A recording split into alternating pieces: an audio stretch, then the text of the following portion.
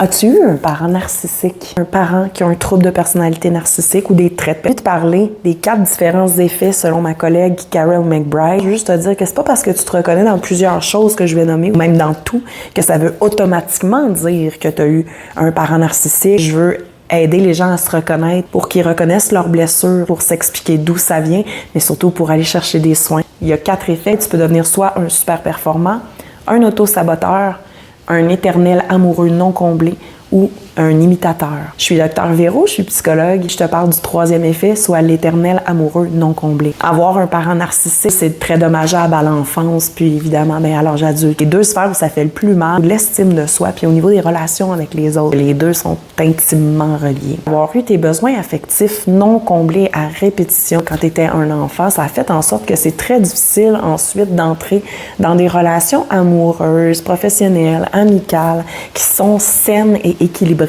Comme enfant, tu n'as pas appris à être aimé et à être valorisé pour qui tu es profondément, mais bien pour ce que tu avais à donner, pour ce que tu obtenais comme succès, ce que tu avais de l'air. Comme adulte, ensuite, ça peut devenir 3 types de problèmes relationnels différents. Souvent, on est plus un style que les autres, puis des fois, on essaye un peu de faire le contraire. Ça résulte en une série d'échecs amoureux, par exemple, ou de déceptions qui font que tu tombes dans le 3e style. Les 3 styles, c'est que tu peux entrer en relation comme dépendant, tu peux être en relation comme codépendant, ou tu peux simplement décider d'être en non-relation. Au bout de la ligne, tu as passé la majeure partie de ta vie à avoir des besoins affectifs non comblés dans tes relations, ce que tu reproduis ensuite dans tes choix de partenaires ou d'amis. Ta perception des relations, c'est celle que tu as apprise avec ton père ou ta mère, soit en termes de qu'est-ce que je peux apporter à l'autre pour qu'il m'aime, ou encore qu'est-ce que l'autre peut me donner pour que je l'aime puis que je reste avec lui.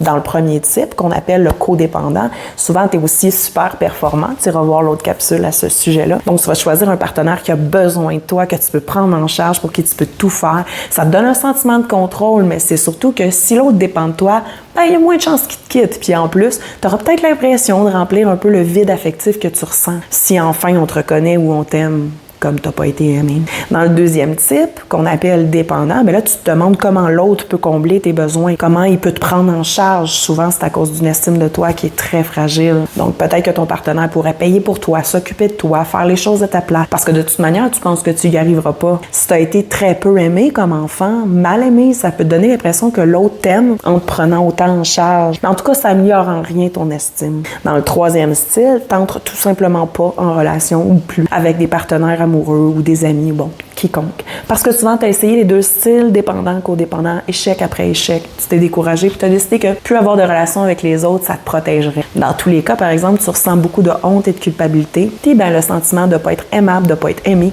que personne ne t'aimera jamais pour qui tu es, il reste bien présent.